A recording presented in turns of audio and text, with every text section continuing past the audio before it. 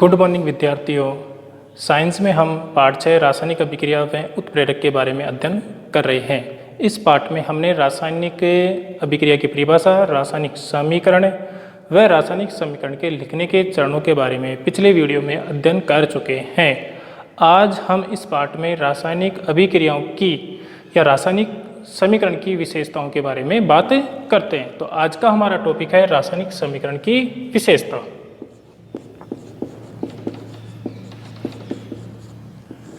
रासायनिक समीकरण और समीकरण की हम क्या पढ़ रहे हैं? विशेषता।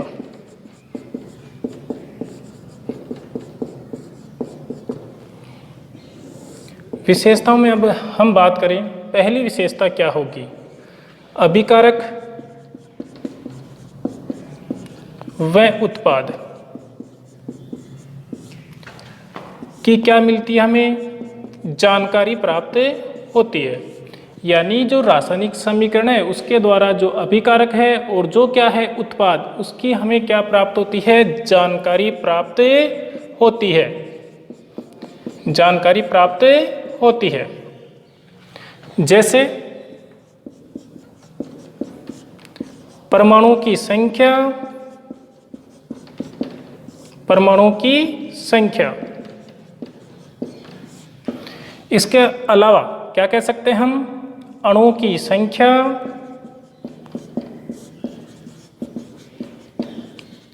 व द्रव्यमान संख्या।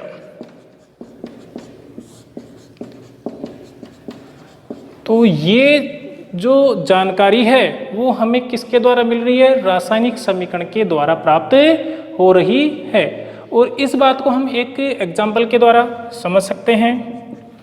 जैसे कि मैग्नीशियम धातु जब ऑक्सीजन के साथ संयोग करती है या क्रिया करती है तो क्या बनता है? Magnesium oxide.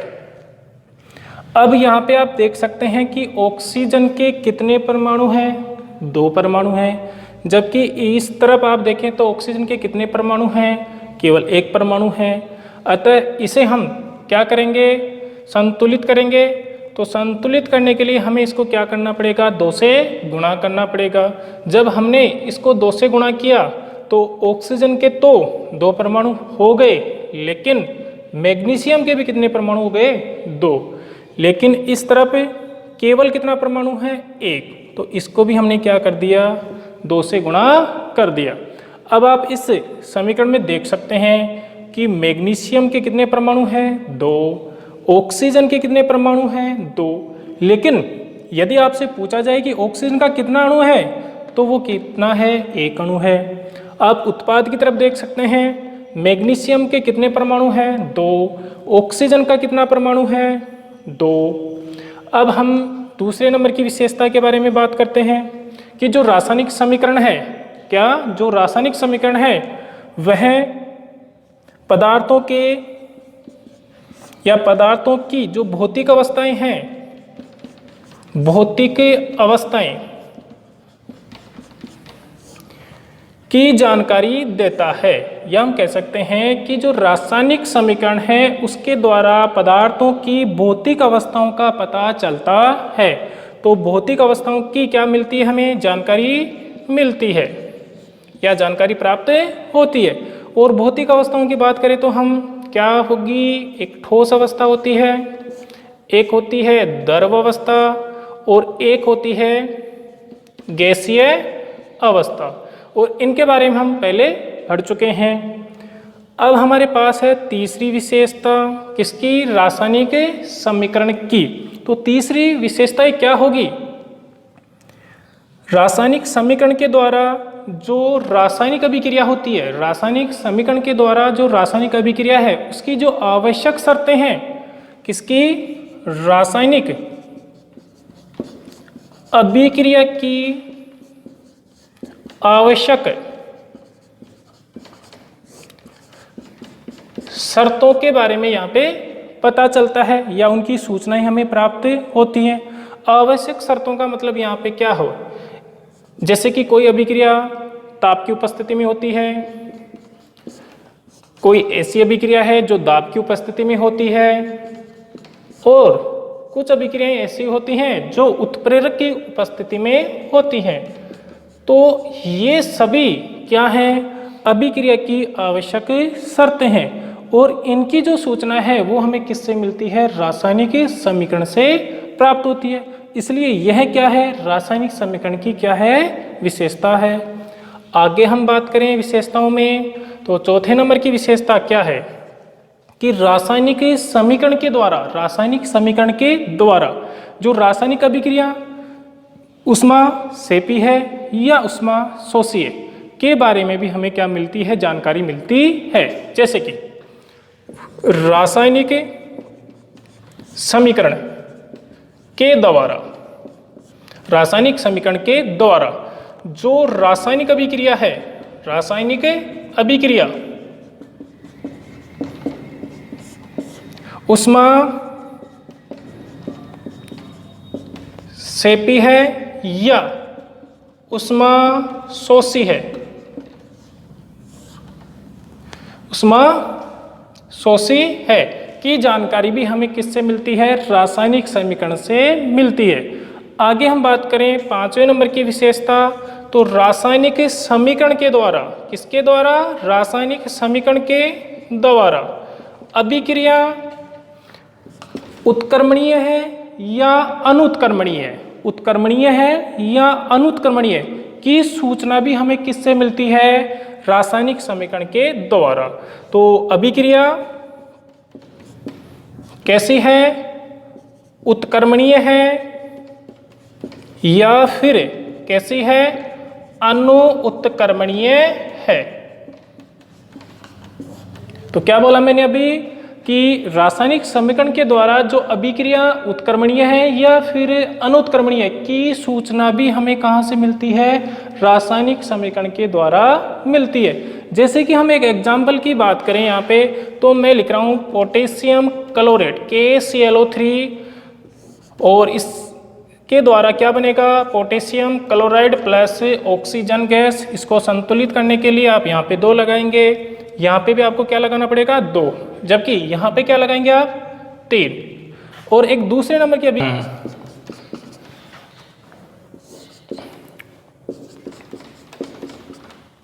तो देखिए मैंने यहाँ पे क्या लिखे हैं, 2 उदाहरण लिखे हैं। एक तो लिखा है पोटेशियम क्लोरेट का जब अपघटन होगा तो KCl बनेगा और साथ में क्या बनेगी, ऑक्सीजन बनेगी। और दूसरा उदाहरण आप देखें H2 + I2 और एक क्या लिखा है 2HI। अब आप इन दोनों समीकरणों को देख के आप मेरे को बता सकते हैं कि इनमें उत्क्रमणीय कौन सी है और अनुत्क्रमणीय कौन सी है। तो यदि हम बात करें तो ये जो दूसरे नंबर की अभिक्रिया है वो कौन सी होगी, उत्क्रमणीय होगी, जबकि पहले नंबर की कौन सी होगी, अनुत्क्रमणीय होगी। ऐसा क्यों, क्योंकि यहाँ से हमें इसके द्वारा जो सूचना है वो प्राप्त हो रही है, क्योंकि हमने इस अभिक्रिया को दोहरे तीर के द्वारा व्यक्त किया है। और दोहरे तीर का व्यक्त करने का मतलब है कि यह अभिक्रिया कौन सी है, उत्क्रमणीय, यानी जो उत्पाद है वो पुनः अभिकारकों को बना रहा है। तो इस प्रकार से हमने क्या पढ़ी, रासायनिक समीकरण की विशेषताएं। आगे हम शुरू करते हैं अगला टॉपिक और वो है रासायनिक समीकरण की कमी, या फिर हम उसको क्या बोल सकते हैं, रासायनिक समीकरण की सीमाएं। तो अगला टॉपिक अपना रासायनिक समीकरण की सीमाएं।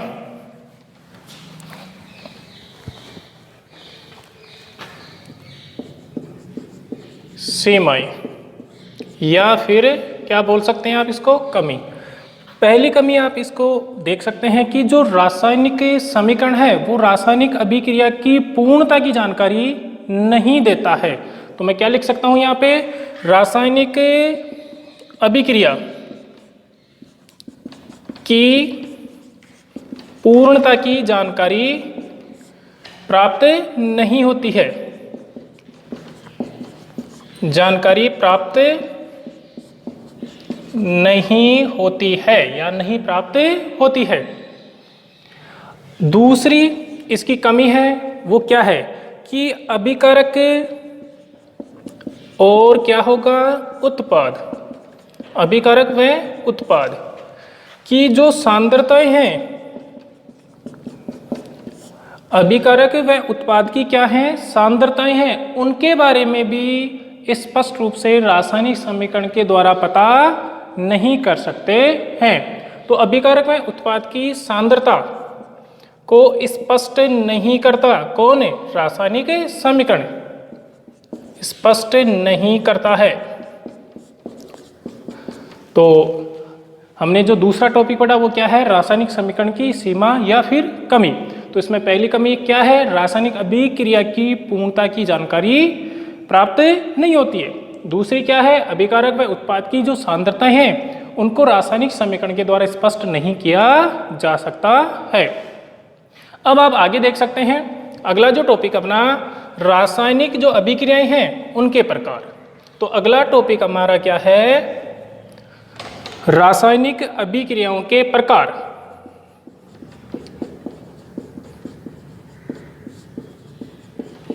रासायनिक अभिक्रियाओं के प्रकार। और इसमें देखिए आप पहला प्रकार क्या होगा हमारे पास? संयोजन अभिक्रिया। और संयोजन का ही दूसरा नाम क्या होता है? संयुग्मन अभिक्रिया। तो क्या लिखा मैंने? रासायनिक अभिक्रियाओं के प्रकार में पहला प्रकार कौन सा लिखा? संयोजन अभिक्रिया या संयुग्मन अभिक्रिया। अब आप यहाँ पे देख सकते हैं कि संयोजन का मतलब क्या होता है? जुड़ना। संयोजन का मतलब क्या होगा? जुड़ना। अब बताओ जुड़ेगा कौन? अभिकारक। जुड़ेगा कौन? अभिकारक। और जुड़ने के लिए अभिकारक कम से कम कितने होने चाहिए? 2। यानी जब 2 अभिकारक आपस में जुड़ेंगे, 2 से ज़्यादा भी हो सकते हैं, तो किसका निर्माण करेंगे? एकल उत्पाद का। किसका निर्माण करेंगे? एकल उत्पाद का। जैसे कि एक है AB और एक है A और दूसरा क्या है? B। यानी एक पदार्थ है A और दूसरा है B पदार्थ। जब ये दोनों पदार्थ आपस में क्या करते हैं? संयोग, तो क्या बनाते हैं? एक AB पदार्थ बनाते हैं। तो आप यहाँ पे देख सकते हैं कि यह अभिक्रिया कौन सी है? संयोजन। संयोजन क्यों है? क्योंकि यहाँ पे कितने अभिकारक हैं? 2। और ये 2 अभिकारक आपस में जुड़कर एकल उत्पाद का निर्माण कर रहे हैं। तो अब यहां से हम इस अभिक्रिया की क्या बना सकते हैं? परिभाषा। अब आप परिभाषा सुने। यानी वे अभिक्रियाएं जिनमें 2 या 2 से अधिक अभिकारक संयुक्त होकर किसका निर्माण करें? उत्पाद का। यानी वे अभिक्रियाएं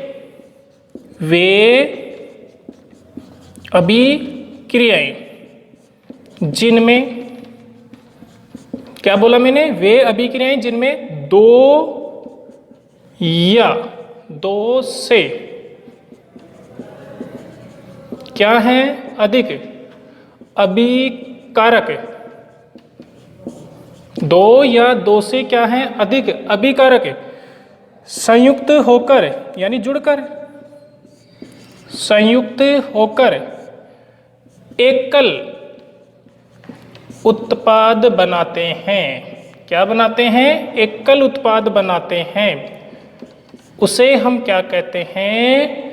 संयोजन अभिक्रिया या संयुग्मन अभिक्रिया कहते हैं। यानी वे अभिक्रियाएं जिनमें 2 या 2 से अधिक अभिकारक संयुक्त होकर एकल उत्पाद बनाते हैं उसे हम क्या कहते हैं? संयोजन अभिक्रिया कहते हैं। यदि हम इसके एग्जाम्पल की बात करें तो पहला एग्जाम्पल है हमारे पास कोयले का या कार्बन का दहन। किसका दहन हो रहा है? कोयले का या कार्बन का दहन। और दहन का मतलब क्या है? यानी जलना। किसकी उपस्थिति में जलना? ऑक्सीजन की उपस्थिति में जलना। तो यहाँ पे कौन जल रहा है? कार्बन जल रहा है। किसकी उपस्थिति में? ऑक्सीजन की उपस्थिति में। कार्बन का मतलब C। किसके साथ क्रिया? O2 के साथ। क्या बनेगा? CO2। तो बताइए ये अभिक्रिया कौन सी है? संयोजन अभिक्रिया है। क्यों है? क्योंकि कितने अभिकारक हैं? 2 अभिकारक। और 2 अभिकारक जुड़कर किसको बना रहे हैं? एकल उत्पाद को बना रहे हैं। इसलिए अभिक्रिया कौन सी होगी? संयोजन अभिक्रिया। दूसरे एग्जाम्पल की बात करें तो मैग्नीशियम, क्या, मैग्नीशियम धातु का दहन, मैग्नीशियम का दहन, मैग्नीशियम का मतलब Mg, दहन का मतलब O2 यानी ऑक्सीजन की उपस्थिति में क्या बनेगा, MgO। संतुलित करने के लिए यहाँ पे क्या करेंगे, 2 से गुणा, और यहाँ पे भी आप क्या करेंगे, 2 से गुणा। तो बताइए ये अभिक्रिया भी कौन सी है, संयोजन अभिक्रिया है। आज आगे हम तीसरे उदाहरण की बात करते हैं, इसमें किसमें, संयोजन अभिक्रिया में। तो आप देखिए तीसरे नंबर का जो उदाहरण है वो क्या है, यानी जब हाइड्रोजन किसके साथ, ऑक्सीजन के साथ क्या करेगी, क्रिया करेगी। हाइड्रोजन यानी H2 और ऑक्सीजन के साथ क्रिया करेगी तो किसका निर्माण करेगी, जल का, यानी H2O। संतुलित आप कर सकते हैं इसको, यहाँ पे 2 और यहाँ पे भी आप क्या लगा सकते हैं, 2। तो हाइड्रोजन और जब ऑक्सीजन आपस में क्या करती हैं, संयोग, और संयोग के दौरान क्या बनता है, जल। तो यह अभिक्रिया भी कौन सी होगी, संयोजन। तो ये हमारा तीसरे नंबर का उदाहरण था। चौथे नंबर के उदाहरण की बात करें जो कि क्या है, मोस्ट भी है, और वह है एथीन का हाइड्रोजनीकरण। एथीन का क्या, हाइड्रोजनीकरण। एथीन का हाइड्रोजनीकरण का मतलब ये है कि एथीन में किसका योग होना, हाइड्रोजन का योग होना। और एथीन का मतलब क्या होता है कि वे हाइड्रोकार्बन जिनमें कार्बन कार्बन के मध्य क्या हो, डबल बॉन्ड हो, उसे हम क्या कहते हैं, एथीन। तो ये किसका सूत्र है, एथीन का। क्यों है, क्योंकि देखो कार्बन और ये कार्बन इन दोनों के मध्य क्या है, यहाँ पे डबल बॉन्ड है, तो ये क्या होगी, एथीन। जब एथीन का क्या करेंगे हम, हाइड्रोजनीकरण, तो क्या बनेगा, एथेन, यानी CH3 सिंगल बॉन्ड CH3, और एथेन का ये क्या हो गया, सूत्र। लेकिन आप ये देखें कि जो ये अभिक्रिया है कुछ शर्तों पर निर्भर करती है। शर्त का मतलब है कि यह अभिक्रिया किसकी उपस्थिति में होगी, निकिल उत्प्रेरक की उपस्थिति में। इस अभिक्रिया में तापमान कितना चाहिए, 473 केल्विन तापमान चाहिए, 473 केल्विन। वह दाब कितना चाहिए, 180 m, यानी एटमॉस्फेयर। तो ये अभिक्रिया कौन सी हुई, एथीन का हाइड्रोजनीकरण। और एथीन का हाइड्रोजनीकरण अभिक्रिया भी कौन सी है, संयोजन अभिक्रिया। अब हम आगे बात करते हैं किसके बारे में, वियोजन अभिक्रिया के बारे में। यानी संयोजन के बाद हमारे पास दूसरा प्रकार कौन सा है, वियोजन अभिक्रिया।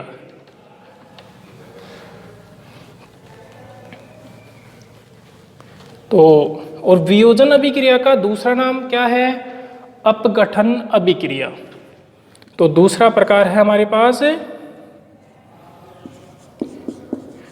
वियोजन या अपघटन अभिक्रिया।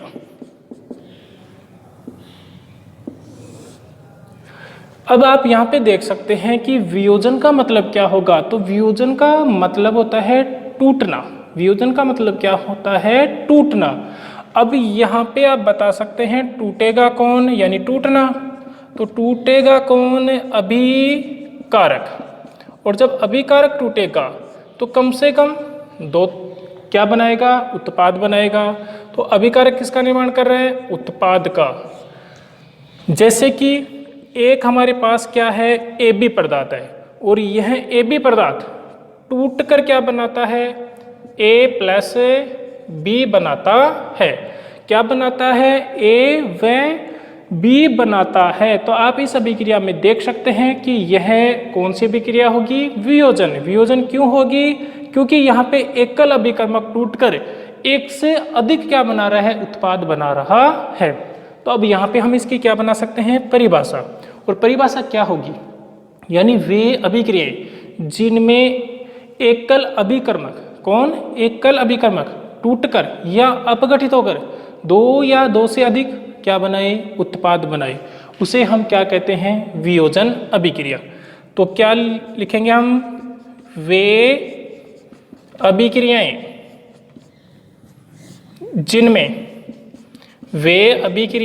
जिनमें एकल अभिकर्मक, कौन होगा? एकल अभिकर्मक टूटकर एक से अधिक उत्पाद बनाता है। एक से अधिक क्या बनाता है? उत्पाद बनाता है। क्या कहलाती है या कौन सी अभिक्रिया कहलाती है? वियोजन अभिक्रिया। तो क्या कह सकते हैं हम? यानी वे अभिक्रियाएं जिनमें एकल अभिकर्मक अपघटित होकर एक से अधिक उत्पाद बनाता है, उसे हम क्या कहते हैं? वियोजन अभिक्रिया कहते हैं। जो वियोजन अभिक्रिया है वो कितने प्रकार की होती है? 3 प्रकार की होती है। यानी वियोजन अभिक्रिया के प्रकार कितने हैं? तो वो 3 प्रकार हैं। पहला प्रकार क्या होगा? ऊष्मीय वियोजन। दूसरा प्रकार क्या होगा? विद्युत अपघटन अभिक्रिया। और नंबर 3 क्या होगा? प्रकाशीय अपघटन अभिक्रिया। तो अब इन तीनों प्रकारों के बारे में हम यहाँ पे अध्ययन करते हैं। पहला प्रकार मैंने क्या बताया? ऊष्मीय वियोजन अभिक्रिया। तो इसके बारे में हम पढ़ते हैं यहाँ पे। पहला प्रकार यानी ए, ऊष्मीय वियोजन अभिक्रिया।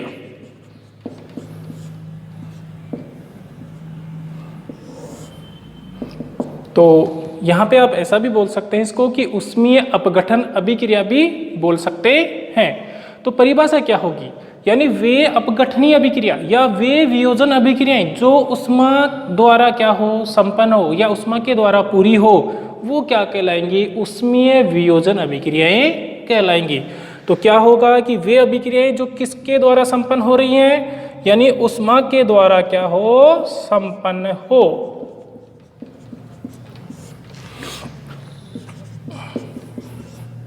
ऊष्मा के द्वारा क्या हो? संपन्न हो।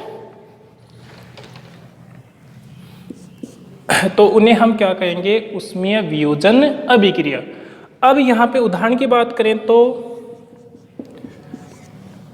जब हम कैल्शियम कार्बोनेट यानी CaCO3 को क्या करेंगे? गर्म करेंगे। तो कैल्शियम कार्बोनेट किस में बदल जाएगा? CaO यानी calcium oxide plus carbon dioxide. तो आप यहाँ पे देख सकते हैं कि यहाँ पे अभिकारक कितना है? 1, जबकि उत्पाद की संख्या कितनी है? 2। तो बताइए ये अभिक्रिया कौन सी होगी? वियोजन। और वियोजन में भी कौन सी होगी? ऊष्मीय वियोजन। क्यों? क्योंकि ये अभिक्रिया किसकी उपस्थिति में हो रही है? ऊष्मा की उपस्थिति में हो रही है, इसलिए यह अभिक्रिया क्या होगी? ऊष्मीय वियोजन अभिक्रिया। इसी में हम बात करें दूसरे उदाहरण की, और वो है फेरस सल्फेट यानी FeSO4। जब हम इसको क्या करेंगे? गर्म करेंगे, तो यह भी Fe2O3 plus sulphur dioxide plus sulphur trioxide में टूट जाएगा। संतुलित आप यहाँ पे 2 लगा के कर सकते हैं। तो FeSO4 को क्या कर रहे हैं? हम गर्म कर रहे हैं, या गर्म करने का मतलब हम इसको क्या दे रहे हैं? ऊष्मा दे रहे हैं। तो Fe2O3 यानी फेरिक ऑक्साइड, सल्फर डाइऑक्साइड और सल्फर ट्राइऑक्साइड का निर्माण होता है। अब हम बात करते हैं दूसरे प्रकार की, और दूसरा प्रकार किसका पढ़ रहे हैं हम? वियोजन अभिक्रिया का। तो वो क्या होगा? विद्युत अपघटन अभिक्रिया। अब आप यहाँ पे देख सकते हैं कि विद्युत अपघटन अभिक्रिया की परिभाषा क्या होगी?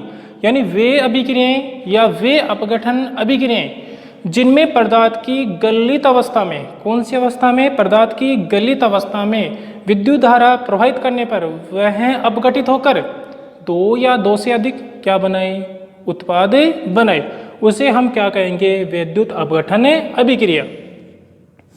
तो यह अभिक्रिया किसके द्वारा संपन्न हो रही है, विद्युत धारा के द्वारा या विद्युत धारा की उपस्थिति में। उदाहरण की बात करें तो इसका पहला उदाहरण क्या होगा, यानी जल का, किसका, जल का विद्युत अपघटन या विद्युत अपघटन। जब हम जल का विद्युत अपघटन करेंगे तो वह हाइड्रोजन व ऑक्सीजन गैस देगा, H2 प्लस O2। यहाँ पे क्या प्रवाहित कर रहे हैं, इसमें विद्युत धारा संतुलित करने के लिए यहाँ पे 2 और यहाँ पे भी आप क्या लगाएंगे, 2। तो यह अभिक्रिया कौन सी हुई, विद्युत अपघटन। क्यों, क्योंकि जल में जब आप विद्युत धारा प्रवाहित करेंगे तो हमें क्या मिलेगी, हाइड्रोजन और ऑक्सीजन गैस मिलेगी। आप यहाँ पे एक बात और ध्यान रखेंगे कि जो हाइड्रोजन गैस है और जो ऑक्सीजन गैस है वो कहाँ पे प्राप्त होती है। जो हाइड्रोजन गैस है वह हमें कैथोड पर प्राप्त होती है, जबकि ऑक्सीजन गैस हमें कहाँ प्राप्त होती है, एनोड पर प्राप्त होती है। तो हमने 2 प्रकार पढ़े, एक क्या पढ़ा, उष्मीय वियोजन, और दूसरा क्या पढ़ा, विद्युत अपघटन। अब आप देख सकते हैं नंबर 3 वियोजन अभिक्रिया का प्रकार, और वो क्या है, या यहाँ पे आप क्या लिख सकते हैं, सी, ए, बी और सी, और वो क्या है, प्रकाशीय अपघटन अभिक्रिया।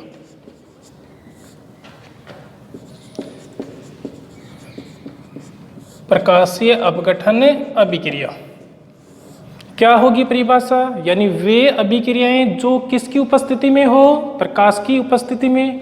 यहाँ पे प्रकाश का मतलब क्या होगा, सूर्य का प्रकाश। तो ये जो अभिक्रिया है वो किसके द्वारा हो रही है, सूर्य के प्रकाश के द्वारा। उदाहरण की बात करें तो इसमें AgCl यानी सिल्वर क्लोराइड को कहाँ रखेंगे, सूर्य के